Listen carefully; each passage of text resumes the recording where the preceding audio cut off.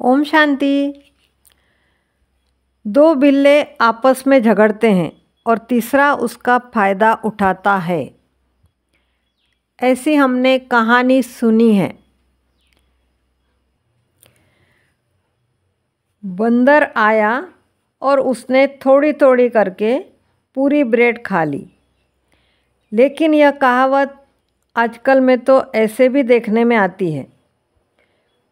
दो व्यक्ति आपस में झगड़ते हैं और उसका सबसे बड़ा नुकसान तीसरे को होता है। घर में अगर बाप और बेटे में झगड़ा होता है तो इसका परिणाम उस पत्नी को या उस माँ को भुगतना पड़ता है। वह माँ न तो अपने बच्चे का पक्ष ले पाती है, न तो पत्नी अपने पति का पक्ष ले पाती है।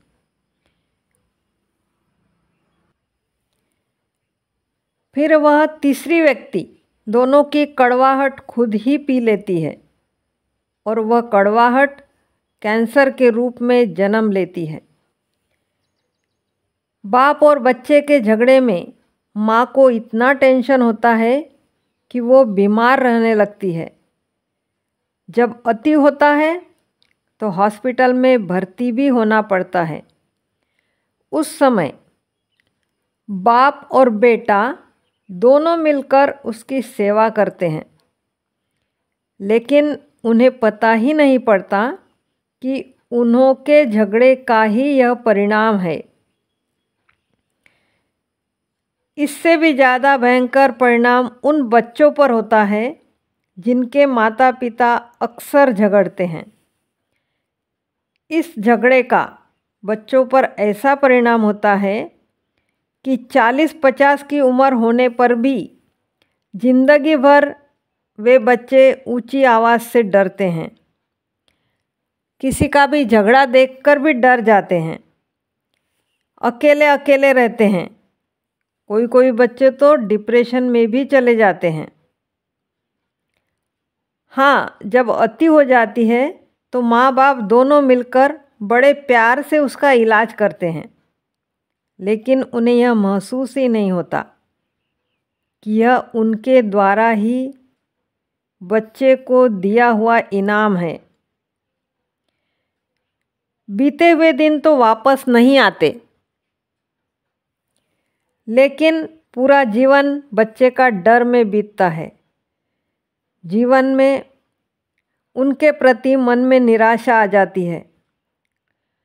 धोखा देने वाले दोस्तों के लिए कहते हैं उसने मेरा विश्वासघात किया, लेकिन दोस्त तो बाद में मिलते हैं। खून के रिश्तों से भी धोखा मिलता है, उसका क्या।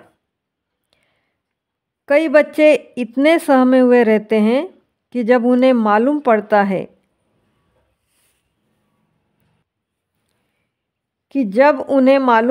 है कि मुझे भी नॉर्मल बच्चों की तरह ही रहना है, तब उन्हें अपने आप पर बहुत मेहनत करनी पड़ती है। उन्हें उनके जीवन में सही मार्गदर्शक मिला तो ठीक, नहीं तो माँ बाप के द्वारा दिया हुआ इनाम का बोझ उम्र भर ढोना पड़ता है। कहाँ तो कुछ बच्चे माँ बाप के लिए तरसते हैं और कहाँ तो माँ बाप है इसीलिए बच्चे तकलीफ में हैं। वैसे भी आजकल सभी उल्टा हो रहा है।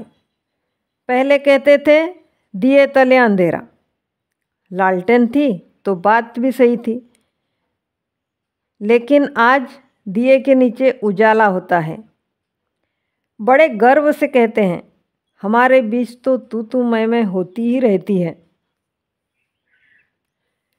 अगर हम इतनी सी बात ध्यान में रखें तो हम पर यह बोझ नहीं होगा। हम अगर किसी को, फिर वो बच्चे हो या माँ हो या पत्नी हो, सुख नहीं दे सकते, खुशी नहीं दे सकते, तो कम से कम उनके दुख का कारण तो न बने। घर के बाहर निकलते ही दूसरों के सामने बड़ी बड़ी बातें करते हैं, लेकिन घर में बच्चों के सामने, बीवी के सामने बॉस बन जाते हैं। Charity begins at home. पहले खुद से ही शुरुआत करनी है। अपने शरीर पर भी इसका बहुत गहरा प्रभाव पड़ता है। बीमार पड़ने पर डॉक्टर कहते हैं 80% बीमारियां तो टेंशन से ही होती है। यह सब एक दिन में नहीं होता, धीरे धीरे होता है। जितना जितना हम क्रोध करते हैं उतना उतना शरीर पर धीरे धीरे जमा होता है। जवानी में कुछ मालूम नहीं पड़ता, शरीर में ताकत होती है, लेकिन 50-60 की उम्र के बाद कार्य भी थोड़ा कम होता है और शरीर भी कमज़ोर होने लगता है। कितने आश्चर्य की बात है, हमने इतने दिनों तक जिस शरीर को इतना अच्छा खिलाया पिलाया, सुख सुविधाएं दी, फिर भी यह शरीर दिनों दिन थकने लगा। हमें इनका विचार करना चाहिए। क्या सही मायने में हम अपने शरीर की देखभाल कर सकते हैं? लोग कहते हैं 40 साल की उम्र तक कमाओ और फिर सारा कमाया हुआ बुढ़ापे में बीमारी की वजह से डॉक्टर को फीस के रूप में दे आओ। और जो व्यसन करते हैं उनकी तो बात ही अलग है।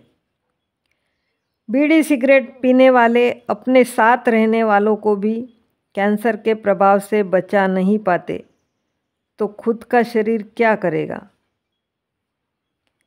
कहते हैं जो दूसरे के काम आए उसी का सही जीवन है, लेकिन खुद के लिए